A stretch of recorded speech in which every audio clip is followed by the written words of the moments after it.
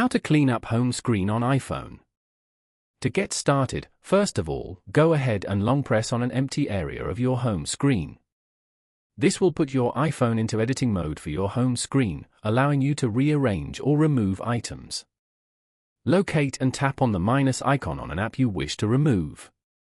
From the pop-up, tap on Remove from Home Screen. Repeat this for other apps. Tap the minus icon, then select Remove from Home Screen. You can also remove widgets. Tap on the minus icon on the weather widget. Then, tap on Remove to confirm. When finished, tap on Done in the top right corner. You will now see that the removed apps are not visible in your home screen. Following these steps, you can easily delete apps and widgets on an iPhone. Thank you for watching. Please leave a like if this tutorial helped you, or leave a comment below if you have any questions related to the video.